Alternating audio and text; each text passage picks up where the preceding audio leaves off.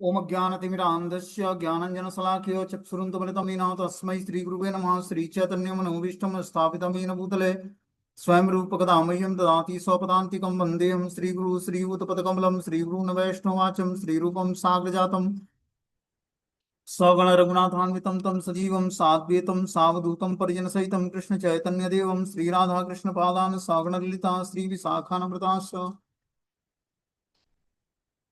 नारायणं नमस्कृत्यं नरं चैव नरोत्तमं देवीं सरस्वतीं व्यासं तथा ततो जयमुदीरवे सुनोतां स्वकथा कृष्ण पुण्यश्रवणकीर्तनं हृदयन्तस्तु विभद्राणि वितनोति सुरस्तां नष्टप्रायेषु भद्रेषु नित्यं भागवतसेव्या भगवती उत्तम श्लोके भक्तिर्भवति नैष्टिकी तदा रजस्तमो वाम कामलोपादेशेत् चेत् एतेन निरावृतं स्थितस्ते प्रसिद्धति एवं प्रसन्न मनसो भगवद्भक्ति योगता भगवतत्व विज्ञान मुक्त संगस्य जायते विद्यन्ते हृदय ग्रंथि छिद्यन्ते सर्वसंशयं चीयन्ते चास्य कर्माणि दृष्ट्वा एवात्मनीश्वरे धर्म प्रोजितो कैटभुवनत्रो परमो निर्वस्त्राणां सतां वेद्यं वास्त्रमत्र वस्तु स्थितं तापत्रयोन्मूलनं श्रीमद्भागवतं प्रमाणामलं प्रेमोपमार्थो महान् श्रीचैतन्य महाप्रभु मतमिदं तत्रादरुणापर हे कृष्ण करुणा सिन्धु दीनबन्धु जगत्पतये गोपेश गोपिकान्त राधाकान्त नमस्तुते तप्त कांचन गौरांगे श्री राधे वृंदावनेश्वरी वृषभानुसुते देवी प्रणमामि हरिप्रिय वाञ्छाकल्पतरुभ्यश्च कृपासिन्धुभ्यः च पतितानां पावनेभ्यो वैष्णवेभ्यो नमः।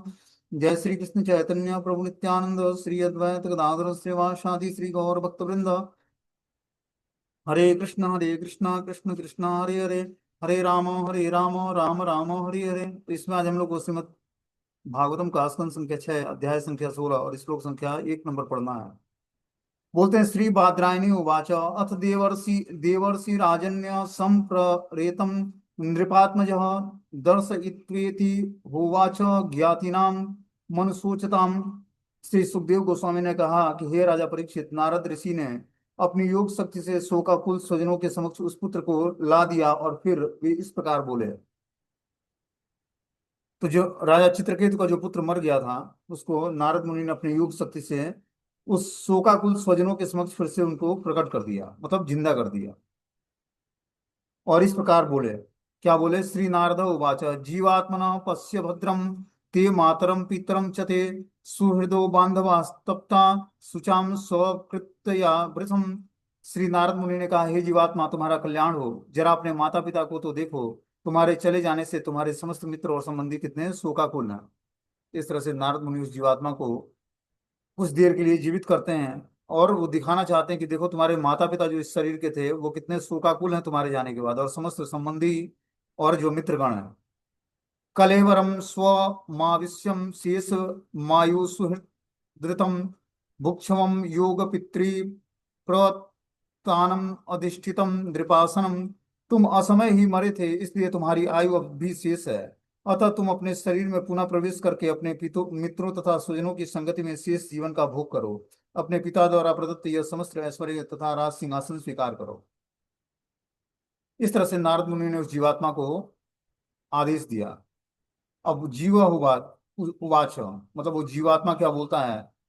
कस्मिन जन्म मयि मह्यम पितरो मातरो अभवन कर्म भी भ्राम्य माणस्य देवर्ति यज्ञ नृयो नृप नृषु।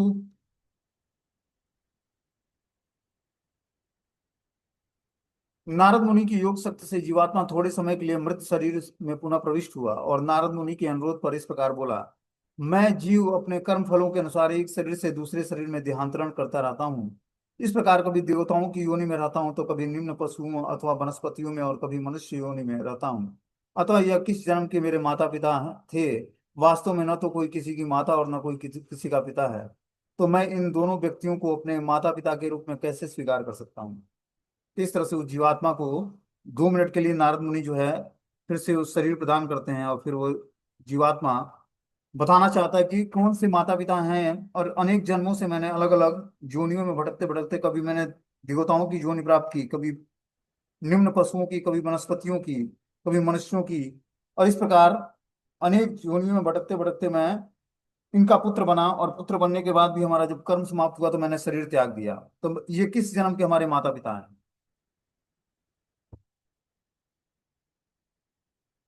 बोलते हैं यहाँ पर यह स्पष्ट कर दिया गया है कि जीव भौतिक देह में प्रवेश करता है जो कि एक यंत्र के तुल्य है, जिसकी रचना 5 स्थूल तत्वों पृथ्वी जल अग्नि वायु तथा आकाश तथा 3 सूक्ष्म तत्वों मन बुद्धि तथा अहंकार से हुई है। जैसा कि भगवत गीता में पुष्ट हुई है, उत्तम तथा अधम ये दो प्रकार की प्रकृतियां हैं। इन दोनों का संबंध श्री भगवान से है। जीवात्मा के कर्म फल के अनुसार ही जीव विभिन्न प्रकार का भौतिक देहों में प्रवेश करने के लिए बाध्य होता है। यहाँ पर वो जीवात्मा महाराजा चित्रकेतु और रानी कृतवती का पुत्र ही माना गया था, क्योंकि प्रकृति के नियमानुसार वह राजा और रानी द्वारा निर्मित शरीर में प्रविष्ट हुआ था। किंतु वास्तव में वो उनका पुत्र नहीं था। जीवात्मा तो श्री भगवान का पुत्र है। चूंकि वह इस जगत का भोग करना चाहता है, अतः परमेश्वर उसे विभिन्न देहों में प्रविष्ट होने का अवसर प्रदान करते हैं। जीवात्मा का उस भौतिक देह से कोई सच्चा संबंध नहीं होता जिसे वह अपने माता पिता से प्राप्त करता है। वह तो परमात्मा का भिन्न अंश होता है, किंतु विभिन्न देहों में जाने के लिए उसे छूट मिली रहती है। तथाकथित माता पिता द्वारा प्रदत्त शरीर का वास्तव में उसके तथाकथित सृष्टिकर्ताओं के से कोई संबंध नहीं होता है।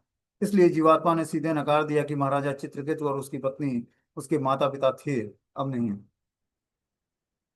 तो इस तरह से जीवात्मा ने उस राजा के सामने अपनी वास्तविकता बताई कि जीवात्मा महाराजा चित्रकेतु तथा रानी कृतदूती का पुत्र ही माना गया था, क्योंकि प्रकृति के नियमानुसार वह राजा और रानी द्वारा निर्मित शरीर में प्रविष्ट हुआ था, किंतु वास्तव में उसका पुत्र नहीं था। जीवात्मा तो श्री भगवान का पुत्र है, और चूंकि वह इस जगत का भोग करना चाहता है, तब परमेश्वर उसे विभिन्न देहों में प्रविष्ट होने का अवसर प्रदान करते हैं। जब वो भगवान से विमुख होकर जीवात्मा इस भौतिक जगत में भोग करना चाहता है, तब परमेश्वर उसे विभिन्न देहों में प्रविष्ट होने का अवसर प्रदान करता है। और इस प्रकार अवसर पाकर वो भौतिक देह में जीवात्मा अनेक अनेक जोनियों में भ्रमण करता रहता है। सच्चा संबंध भगवान से न जागृत होने के कारण इस भौतिक संसार से देह से संबंधित सारे रिश्ते को ही अपना वास्तविक मान लेता है, और इस प्रकार भगवान से अपने वास्तविक संबंध को भूल जाता है। वह तो परमात्मा का भिन्न अंश होता है, किंतु विभिन्न देहों में जाने के लिए उसे छूट मिली रहती है। तथाकथित पिता द्वारा प्रदत्त शरीर का वास्तव में इसके तथाकथित सृष्टिकर्ताओं से कोई संबंध नहीं रहता है। तो इस प्रकार जीवात्मा जब भगवान से अपने संबंध को भूल जाता है, तब इस भौतिक शरीर में आता है, और भौतिक शरीर में आते ही भौतिक शरीर से संबंधित वस्तु व्यक्ति स्थान को अपना मान लेता है, और इस तरह से भगवान से संबंध को भूलकर और इस भौतिक संसार में फंसता चला जाता है। बोलते हैं जीवात्मा ने सीधे नकार दिया कि महाराजा चित्रकेतु और उसकी पत्नी उसके माता पिता थे, अब नहीं है। बंधु ज्ञात्य रि मध्यस्थ मित्रो उदासीन विषम सर्व एव ही सर्वेशा भवंती क्रमशो मिथम। इस भौतिक जगत नदी की प्रवाह भांति प्रवाहमान है, जो अपने जीवात्माओं के लिए लिए जा रही है, जिसमें सभी लोग समयानुसार मित्र कुटुंबियों तथा शत्रु बनते रहते हैं। वह उदासीन मध्यस्थ द्वेषी और कई प्रकार अन्य प्रकारों से कार्य करते हैं। इतने पर भी कोई किसी से अस्थायी रूप से संबंध नहीं रखता है। बता रहे हैं यह भौतिक जगत नदी की भांति प्रवाहमान है, जो अपने जीवात्माओं को लिए जा रही है। तो भौतिक संसार क्या है? एक प्रवाहित जल की नदी की तरह है। इसमें हर एक जीवात्मा अपने कर्मों के अनुसार आता है और चला जाता है बहते हुए, जिससे सभी लोग समयानुसार मित्र कुटुंबी और शत्रु बनते रहते हैं। वे उदासीन मध्यस्थ द्वेषी और कई अन्य प्रकारों से कार्य करते हैं। इतने पर भी कोई किसी से अस्थायी रूप से संबंध नहीं रखता है। तो यहाँ पर बताना चाहते हैं कि जिस प्रकार नदी का जल प्रवाह होता है, मतलब बहता हुआ चला जाता है, उसी प्रकार जीवात्मा भी अनेक मित्र कुटुंबी और शत्रु बनाते रहता है, और फिर उदासीन मध्यस्थ और द्वेषी होकर अनेकों कार्य करता है, और इस प्रकार अस्थायी रूप से किसी से उसका संबंध जागृत नहीं होता है। क्योंकि अस्थायी संबंध तो भगवान से है, और जीवात्मा का भगवान से संबंध बिछड़ा होता है। इस कारण से वो अस्थायी संबंध की तलाश में तो रहता है, लेकिन अस्थायी संबंध को उसको मित्र कुटुंबी और शत्रु के रूप में कोई नहीं मिलता है। वो मित्र बनाता है, कुटुंबी मतलब परिवार के लोगों को के साथ वो अपना अस्थायी संबंध बनाना चाहता है, या शत्रु बनाना चाहता है। इस प्रकार वो संबंधों के माध्यम से अपने को अस्थायी रूप से संबंध के माध्यम से जानना चाहता है, या संबंध के माध्यम से स्थिर होना चाहता है। लेकिन भौतिक संसार के सारे संबंध जो हैं क्षणिक होते हैं, और सारे संबंध लुप्त होने वाले होते हैं। इस प्रकार जीवात्मा उदासीन मध्यस्थ और द्वेषी होकर अनेक कार्य करता है। बोलते हैं इस भौतिक जगत में यह हमारा व्यवहार सिद्ध अनुभव है कि जो व्यक्ति आज किसी का मित्र है, वही कल उसका शत्रु बन जाता है। मित्र अथवा शत्रु, परिजन अथवा बाहरी लोग जैसे संबंध वास्तव में हमारे भिन्न भिन्न व्यवहारों से उत्पन्न होते हैं। चित्रकेतु महाराज अपने मृत पुत्र के लिए शोक कर रहे थे, किंतु वे चाहते थे कि इस स्थिति को भिन्न रूप से सोच सकते थे। वह यह सोच सकते थे कि जीवात्मा पिछले जन्म में मेरा शत्रु था, जो अब मेरा पुत्र बनकर उत्पन्न हुआ है, और मुझे कष्ट पहुंचाने के लिए असमय प्रयाण कर रहा है, तो अपने मृत पुत्र को अपना शत्रु सोचकर वे शोक करने के बजाय अपने शत्रु की मृत्यु पर उल्लसित क्यों नहीं हुआ। बता रहे हैं इस भौतिक जगत में हम सबका व्यवहारिक अनुभव होगा कि जो व्यक्ति आज मित्र होता है वही कल शत्रु बन जाता है। मित्र अथवा शत्रु, परिजन अथवा बाहरी लोग जैसे संबंध वास्तव में हमारे भिन्न भिन्न व्यवहारों से उत्पन्न होता है। जैसे व्यक्ति का व्यवहार होता है वैसे ही कोई मित्र बन जाता है, कोई शत्रु बन जाता है। चित्रकेतु महाराज ने अपने पुत्र, मृत पुत्र के लिए शोक कर रहे थे, किंतु वे चाहते तो उस स्थिति को भिन्न रूप से सोच सकते थे। बता रहे हैं कि चित्रकेतु महाराज के सामने जब वो मृत पुत्र पड़ा हुआ था तो उसके लिए वो शोकित थे, लेकिन वो चाहते तो उसको अलग तरीके से सोच सकते थे। जो अब मेरा पुत्र बनकर उत्पन्न हुआ है वो मुझे कष्ट पहुंचाने के लिए असमय प्रयाण कर रहा था। जो अपने मृत पुत्र को अपना शत्रु सोचकर वे शोक करने के बजाय अपने शत्रु की मृत्यु पर उल्लसित क्यों नहीं हुए। बता रहे हैं कि जो अपने मृत पुत्र को अपना शत्रु सोचकर वे शोक करने के बजाय अपने शत्रु की मृत्यु पर उल्लसित क्यों नहीं हुए। जैसा कि भगवत गीता में कहा गया है, प्रकृति क्रियमाणानि गुणे कर्माणि सर्वस्व। वास्तव में प्रकृति के गुणों की संगति से ही सब कुछ घटित होता है। अतः सतो गुण की संगति से जो आज मेरा मित्र है वही कल रजो और तमो गुण की संगति से मेरा शत्रु बन जाता है। प्रकृति के इन गुणों के कार्यशील होने से ही हम मोह बस अन्यों को मित्र, शत्रु, पुत्र और पिता मान बैठते हैं। तो प्रकृति के गुणों के अंतर्गत जैसे व्यक्ति आता है वैसे ही कभी अपने को मित्र और कभी शत्रु जैसा व्यवहार करता है। जब वो सात्विक गुणों को धारण करता है तो मित्रोत व्यवहार करता है। जब राजसी और तामसी गुणों को धारण करता है तो उसके अंदर धीरे धीरे जो है भोग की इच्छाएं जागृत होती हैं, और वह प्रकृति पर प्रभुत्व जताने के कारण मोहग्रस्त हो जाता है और फिर वह शत्रु के रूप में व्यवहार करता है। आध्यात्मिक जीवन में भी हम देखते हैं कि व्यक्ति के अंदर गुणों का कल्टीवेशन होने के कारण वो कभी अपने को पॉजिटिव रखता है, कभी निगेटिव हो जाता है। ठीक है ना, बहुत ही मुश्किल है आध्यात्मिक जीवन में भी एक संबंधों के साथ टिके रहना। 2-4 दिन व्यक्ति पॉजिटिव रहता है फिर निगेटिव हो जाता है। क्यों? क्योंकि गुणों के प्रभाव से व्यक्ति हमेशा प्रभावित होता है। जब तक व्यक्ति आध्यात्मिक रास्ते पर अच्छे तरीके से प्रैक्टिस नहीं करेगा तब तक उसकी मति स्थिर नहीं रहेगी। गुणों के प्रभाव से वो छूट नहीं सकता है, और जब तक गुणों के प्रभाव से छूटेगा नहीं तब तक वो भक्तों के समाज में भी अच्छे तरीके से व्यवहार नहीं कर पाएगा। बता रहे हैं यथा वस्तुनि पण्यानि हेमादीनि ततस्ततः पर्यटन्ति नरेष्वेवं जीवो योनिषु कर्तसु। जिस प्रकार सोना तथा अन्य व्यापारी वस्तु समय समय पर क्रम क्रय क्रम विक्रम के कारण लगातार एक स्थान से दूसरे स्थान को स्थानांतरित होती रहती है, उसी प्रकार जीवात्मा भी अपने कर्मों के कारण पूरे ब्रह्मांड में घूमता रहता है। क्या बता रहे हैं, जिस तरह सोना अन्य व्यापारिक वस्तुएं समय समय पर क्रय विक्रय के कारण लगातार एक स्थान से दूसरे स्थान पर स्थानांतरित होती है, जैसे उसका क्रय विक्रय होता है मतलब खरीदा और बेचा जाता है, उसी तरह सोना जो है अनेक स्थानों पर स्थानांतरित होती है। उसी प्रकार जीवात्मा भी अपने कर्मों के कारण पूरे ब्रह्मांड में घूमता रहता है।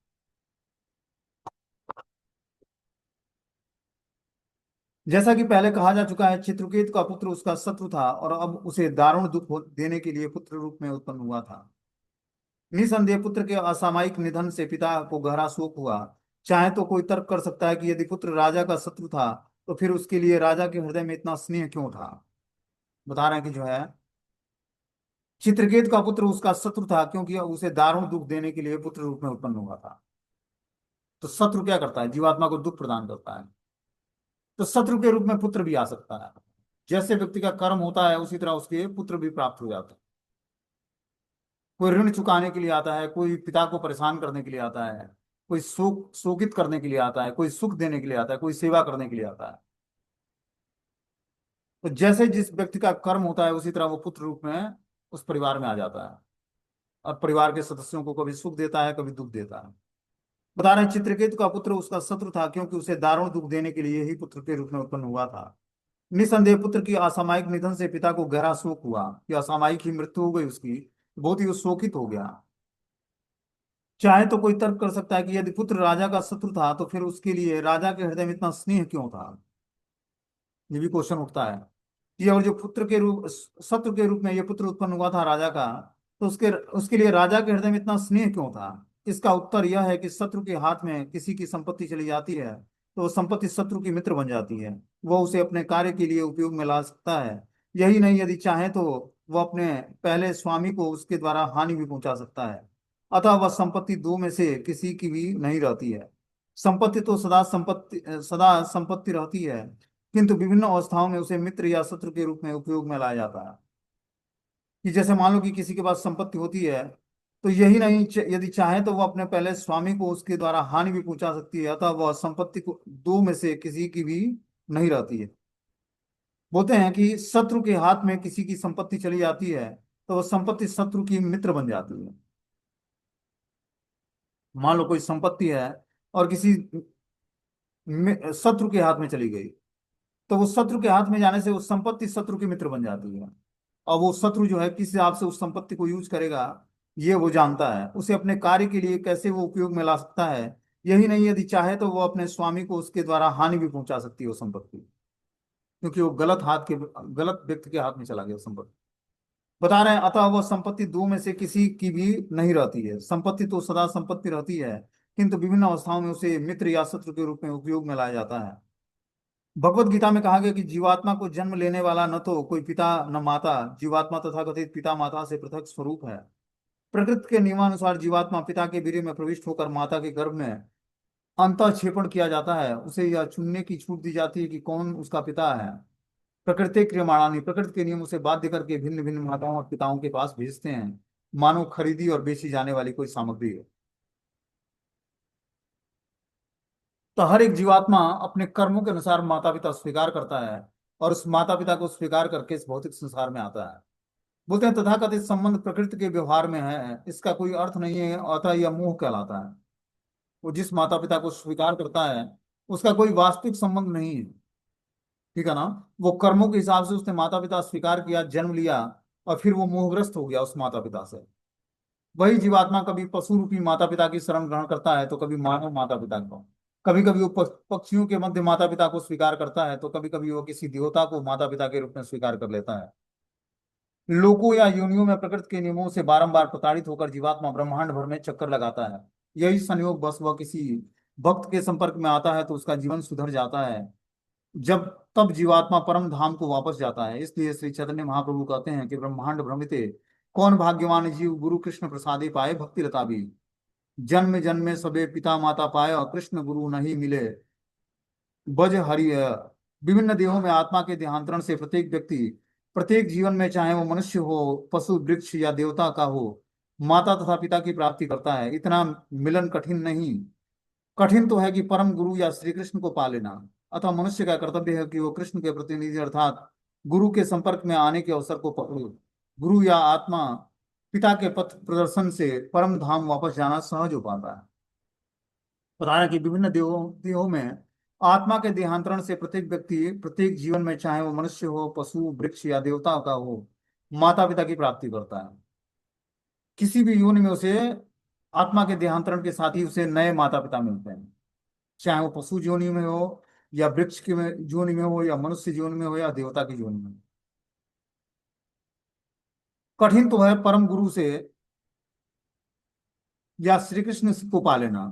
अतः मनुष्य का कर्तव्य है कि वो कृष्ण के प्रतिनिधि अर्थात गुरु के संपर्क में आने के अवसर को पकड़े।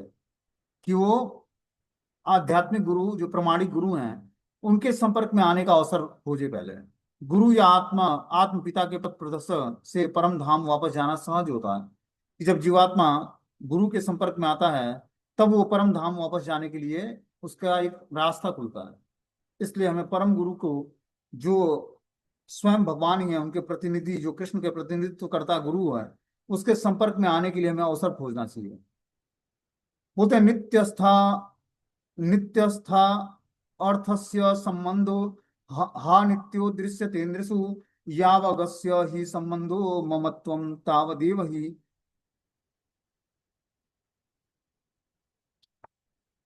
कुछ ही जीवात्मा मनुष्य योनि में जन्म लेते हैं और शेष दूसरे पशु योनि में जन्मती हैं। यद्यपि ये दोनों ही जीवात्मा हैं, किंतु इसके संबंध अस्थायी हैं। कोई पशु किसी मनुष्य के अधिकार में कुछ काल तक रहकर किसी दूसरे के अधिकार में जा सकता है, तब पशु चला जाता है, पहले पहले वाले मालिक का स्वामित्व भी चला जाता है। जब तक वो पशु उसके अधिकार में रहता है, उसके प्रति उसका लगाव रहता है, किंतु उसको बेचते ही सारा लगाव छूट जाता है। क्या बता रहे हैं यहाँ पर कि कुछ ही जीवात्माएं मनुष्य योनि में जन्म लेती हैं, बहुत ही रेयर जीवात्मा मनुष्य योनि में आता है, शेष दूसरे पशु योनियों में जन्म लेती हैं। यद्यपि ये दोनों ही जीवात्माएं हैं, किंतु इनके संबंध अस्थायी होते हैं। कोई पशु किसी मनुष्य के अधिकार में कुछ काल तक रहकर किसी दूसरे के अधिकार में जा सकता है। जब पशु चला जाता है तो पहले वाले मालिक का स्वामित्व भी चला जाता है। मान लो कि कोई मालिक अपने पशु को बेच देता है, तो उसका स्वामित्व चला जाता है उस पशु पर। जब तक वो पशु उसके अधिकार में रहा, उसके प्रति उसका लगाव रहता है, किंतु उसको बेचते ही सारा लगाव छूट जाता है। बुद्ध इस श्लोक में दिए गए उदाहरण से स्पष्ट है कि आत्मा का देहांतरण एक शरीर से दूसरे में होने के साथ ही इस जीवन में भी जीवात्मा के बीच में संबंध अस्थायी होता है।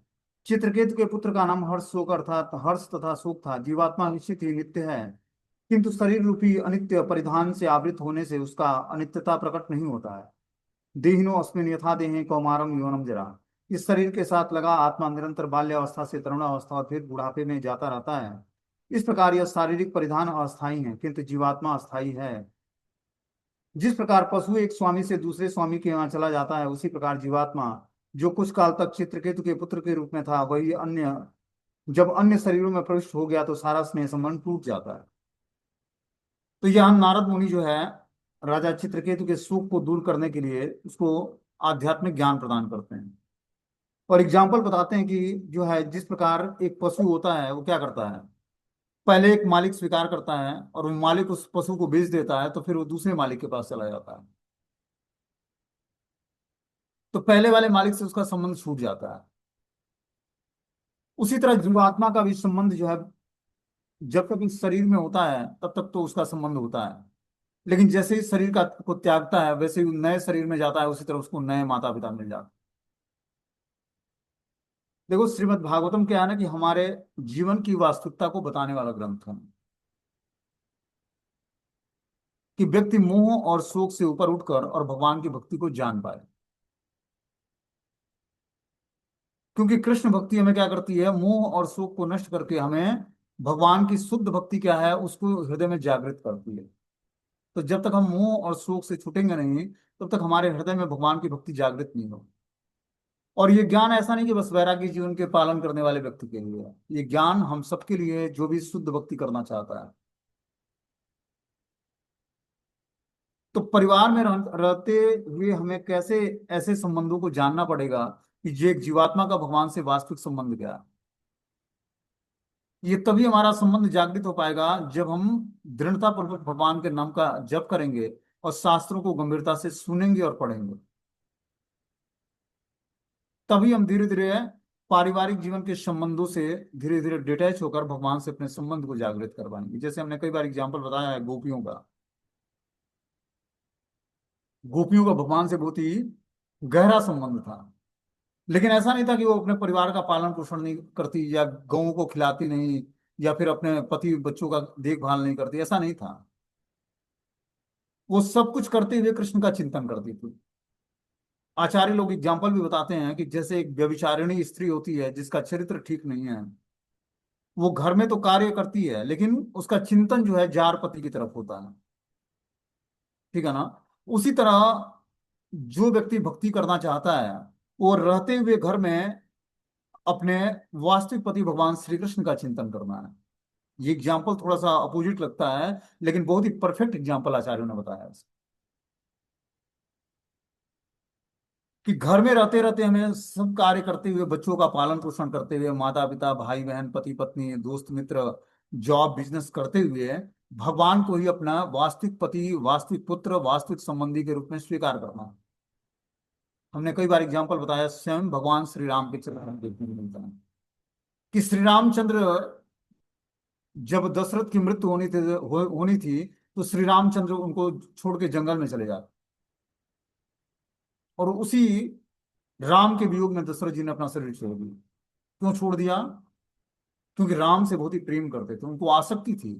लेकिन दशरथ जी की आसक्ति भगवान से थी, और हम लोग की आसक्ति अपने परिजनों से होती है, माता पिता से होती है, भाई बहनों से होती है, बच्चों से होती है, पति से होती है, पत्नी से होती है। और हम सबको जीवन की वास्तविकता ज्ञात है। ये केस स्टडी बुक हमें क्या करता है, हमें जीवन की वास्तविकता बताता है कि हर कोई व्यक्ति हमें छोड़ के जाने वाला है। तो क्यों ना हम अपने वास्तविक संबंध को भगवान से जागृत कर लें, जिससे हमें कोई व्यक्ति छोड़ के जाता भी है तो हमें कष्ट का रियलाइजेशन नहीं होगा।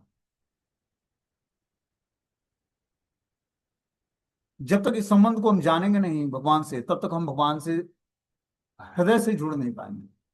और जब तक हृदय से जुड़ेंगे नहीं, तब तक हमारी वास्तविक भक्ति शुरू नहीं होगी। क्योंकि जीवन समर्पित करना है भगवान को, भक्ति को। भगवान श्री चैतन्य महाप्रभु कहते हैं, एक बहुत ही अच्छा सुंदर श्लोक है श्रीमद् चैतन्य भागवत चरितमृत में, कि ना हम विप्रो ना च नरपति। ये बहुत ही अच्छा श्लोक है, मुझे ध्यान नहीं आ रहा है। कि ना मैं विप्र हूं, ना क्षत्रिय, न वैश्य, न शूद्र, न ब्रह्मचारी, न गृहस्थ, न वानप्रस्थ, न सन्यासी। मैं तो हे प्रभु आपके दासानुदास, दासों का दासों, 100 टाइम दास हूं। और दास बनने का प्रयास करना भगवान। जब तक हम भौतिक उपाधियों से, शारीरिक उपाधियों से अपने को अलग करके और अपने को भगवान के नित्य दास के, भगवान के दासों के दास के रूप में अपनी पहचान को नहीं बनाएंगे, तब तक हम भगवान के धाम जाने की योग्यता हासिल नहीं कर पाएंगे। और ये जीवन यूं ही व्यर्थ निकलता चला जाएगा। समझ रहे बात को? इसलिए क्या करना है, हमें भक्तों से प्रेम संबंध स्थापित करना है। जब तक हम भक्तों से प्रेम करना नहीं सीखेंगे, तब तक भगवान से प्रेम नहीं होगा। और भक्तों से प्रेम करने के लिए सेक्रीफाइस करना पड़ता है। अपने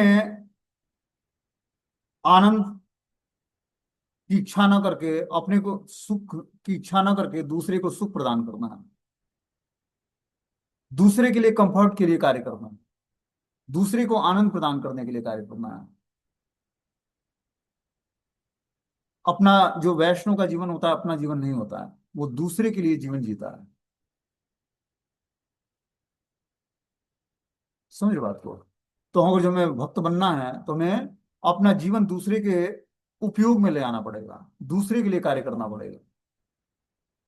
कोई करना चाहता है? सब चाहता है कि मैं जो कार्य करूं मुझे सुख मिले उससे। लेकिन खुद दुख उठाकर दूसरे को सुख देने की कभी इच्छा जागृत होती है? नहीं होती। यहीं से भक्ति की शुरुआत होती है। जब हम दूसरे को सुख देने की इच्छा से अपने स्वतंत्रता पूर्वक दुख स्वीकार करते हैं, स्वेच्छा से दुख स्वीकार करके और दूसरे को प्रसन्न करना चाहते हैं।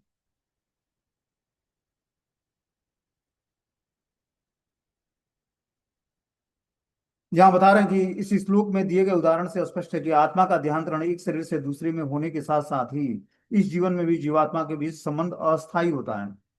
चित्रकेतु का पुत्र का नाम हर्ष तथा शोक था। जीवात्मा निश्चित ही नित्य है, किंतु शरीर रूपी अनित्य परिधान से आवृत होने से उसका अनित्यता प्रकट नहीं होता। बता रहे हैं कि जो चित्रकेतु महाराज थे, उनका पुत्र का नाम हर्षोक था। जीवात्मा निश्चित ही नित्य है, किंतु शरीर रूपी अनित्य परिधान से आवृत होने के कारण उसका अनित्यता प्रकट नहीं होता। तो शरीर तो अनित्य है, लेकिन जीवात्मा नित्य है। शरीर के अंदर जो जीवात्मा निवास करता है, उसका तो अस्तित्व है। वो भगवान का अंश होने के कारण कभी नष्ट नहीं होता है। लेकिन शरीर समय के अनुसार, जैसे व्यक्ति का कर्म समाप्त होता है, वैसे ही शरीर क्षीण हो जाता है, नष्ट हो जाता है। ये भगवान शरीर और आत्मा का ज्ञान इसलिए राजा चित्रकेतु को नारद मुनि दे रहे हैं, कि राजा जो है शोक से ऊपर उठे। जब तक व्यक्ति बॉडली कॉन्सेप्ट को धारण करता है, मतलब शारीरिक धरातल पर अपने सारे संबंधों को जागृत रखता है और अपने को शरीर से संबंधग्रस्त व्यक्ति स्थान से अपने को अपनी पहचान बनाता है, तब तक वो आध्यात्मिक लेवल पर भगवान के या भगवान के भक्तों को नहीं समझ पाता है। भक्ति बहुत ही गंभीर विषय है। जब तक हम निरंतर भगवान की कथाओं को सुनेंगे नहीं, श्रीमद् भागवतम, भगवद गीता जैसे ग्रंथों को पढ़ेंगे नहीं, तब तक हम भक्ति को समझ नहीं पाएंगे। और हमारा जीवन यूं ही व्यर्थ चला जाएगा। भक्ति इंटरटेनिंग सब्जेक्ट नहीं है, बहुत ही गुह्य सब्जेक्ट है, बहुत ही गोपनीय सब्जेक्ट है। इसको समझने के लिए बहुत ही दृढ़ता चाहिए, एकाग्रता चाहिए। जैसे मान लो कि कोई धन का लोभी व्यक्ति है, वो धन कमाने के लिए किसी भी हद तक जा सकता है। उसको बोला जाए कि 2 घंटे ओवर टाइम कर ले, तुझे सैलरी से दोगुना पैसा मिलेगा। भले शरीर नष्ट हो जाए या कुछ क्षति पहुंच जाए, लेकिन वो 2 घंटे कार्य करके और धन कमाना चाहेगा। उसी तरह भक्ति में हमें क्या करना पड़ेगा, भक्ति को प्राप्त करने के लिए सेक्रीफाइस करना पड़ता है, तपस्याएं करनी पड़ती है, स्वेच्छा से कष्ट उठाना पड़ता है, अपने आहार निद्रा को कम करना पड़ेगा, तभी जाकर हमारा जो है, हम आध्यात्मिक जीवन में प्रोग्रेस कर पाएंगे। जब हम भरपेट भोजन करेंगे अच्छा सा, मिर्च मसाला युक्त चटपटा, तो अच्छे से 8 घंटे 10 घंटे सोएंगे। जब सात्विक भोजन खाएंगे, उबला हुआ भोजन, तो शरीर भी स्वस्थ रहेगा, मन भी स्वस्थ रहेगा और बुद्धि भी स्वस्थ रहेगी, नींद भी कम आएगा। जितना ही नींद उतना ही इग्नोरेंस, अज्ञानता घेरे रहेगा। शरीर देखने में स्वस्थ लगेगा लेकिन एनर्जी नहीं होगी उसमें, उसमें तमोगुण का समावेश होगा। इसीलिए जब तक हमारा आहार पवित्र नहीं होगा, तब तक हमारी नींद पवित्र नहीं होगी, और जब तक हमारी नींद पवित्र नहीं होगी तब तक हम तमोगुण से छूटेंगे नहीं। और फिर जो है अगला जीवन क्या मिलेगा, भालू का। भालू जो है 24 घंटे में 22 घंटे सोता है, उसको खाना ना हो तो जगेगा नहीं। तो तामसिक वृत्ति को जो हम धारण किए रखेंगे, तो निश्चित रूप से जन्म जो है भालू का मिलेगा। और मदारी का जो होता है, मदारी भालू को लेकर घूमता है, सबका कान फूकता है, तो वही भालू बनना पड़ेगा। क्योंकि उसके जैसा सुनने वाला, जैसे ही जीवात्मा अपने अंदर क्वालिटी डेवलप करेगा, वैसे ही उसका अगला जीवन निर्धारित हो जाना है। अब इस जीवन में मांस खाने की प्रैक्टिस करता है, तो अगला जीवन मांसाहारी जोन में जन्म लेगा वो। इस जीवन में प्रैक्टिस करता है भगवान की भक्ति का, मनुष्य जीवन लेकर, और आध्यात्मिक चेतना डेवलप कर लेता है, फिर से उसको मनुष्य शरीर मिलेगा। तो जब तक हम आध्यात्मिक रास्ते को स्वीकार नहीं करेंगे दृढ़ता पूर्वक, देखो बहुत ही रेयर जन्म मिला है और बहुत ही कम टाइम है अपने पास। सबका 35 40 वर्ष उम्र समाप्त हो गया है। अब मुश्किल से शरीर स्वस्थ है 10 20 वर्ष और, इसको भी हम इंटरटेनिंग सब्जेक्ट मानकर खाने पीने घूमने और टाइम वेस्ट करने में लगा देंगे, तो क्या होगा, फिर से ये चांस नहीं मिलने वाला।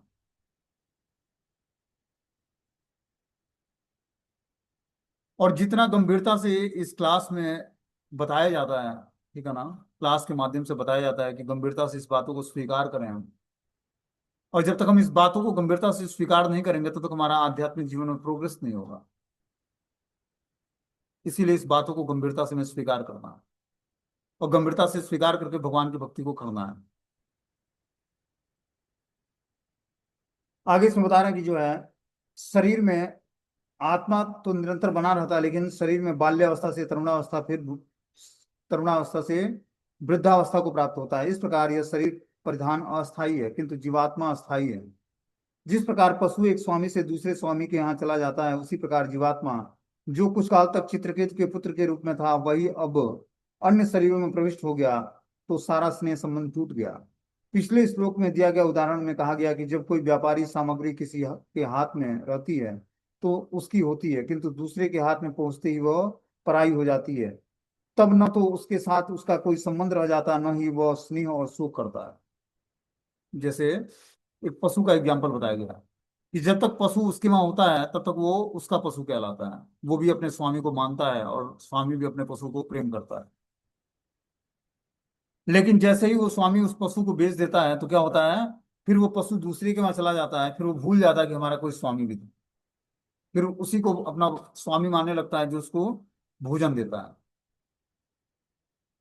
तो उसी तरह शरीर में परिवर्तन होता है समय के साथ। इस परिवर्तन को हमें स्वीकार करना पड़ेगा, और क्या करना पड़ेगा, तीव्रता से भगवान की भक्ति को स्वीकार करना पड़ेगा।